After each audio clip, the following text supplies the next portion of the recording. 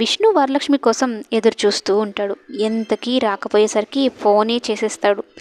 వరలక్ష్మి ఏమో కోపంగా నా కూతురికి టిఫిన్ తినిపిస్తున్నాను, అయ్యాక వస్తాను అన్నట్టు చెప్తుంది. ఇదేంటి ఇంత కోపంగా మాట్లాడుతుంది అనుకొని కామ్గా అయిపోతాడు. అయితే వరలక్ష్మి ఆటోలో దిగడం చూసి, అంటే యాడ్ ఫోటో షూట్ చేస్తున్నారు కదా, అక్కడ దానికి సంబంధించిన డైరెక్టర్ అయితే వరలక్ష్మిని చూసి వరలక్ష్మియే మోడల్ అన్నట్టు అనుకొని వరలక్ష్మిని చూసి ఒక రకంగా ఫ్లాట్ అయిపోతాడు. మీరు చాలా బాగున్నారండి, ఇంత నార్మల్గా వచ్చారేంటి, మేనేజర్ మీకు కార్ కూడా పంపించలేదా, అయినా మనకు కావాల్సిన ఈ షూటింగ్కి ఇది ఈ ఈ లుక్కే సరిపోతుంది, మీరు దేనికైనా సరిపోతారనుకోండి, త్వరగా కొంచెం టచ్అప్ చేసుకొని మేకప్ వేసుకుంటే సరిపోతుందని అంటూ ఉంటే, ఈ డైరెక్టర్ ఏంటి వరలక్ష్మితో మాట్లాడుతున్నాడు, తనే మోడల్ అనుకుంటున్నాడే ఏంటి అన్నట్టు పరుగున వస్తారు అజయ్, విష్ణు. ఇక వరలక్ష్మి చెప్పేది కూడా వినిపించుకోవాలన్నమాట డైరెక్టర్.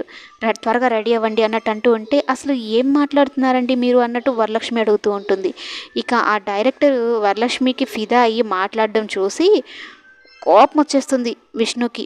పక్కన వాళ్ళు పొగిడితే కానీ అర్థం కాదేమో భార్యల అందం మగవాళ్ళకి అన్నట్టు అయిపోతుందన్నమాట. ఆ డైరెక్టర్ మాట్లాడే మాటలకి చేతిని బిగపట్టుకొని మరీ కోపనాయి అంచుకుంటూ ఉంటాడు విష్ణు.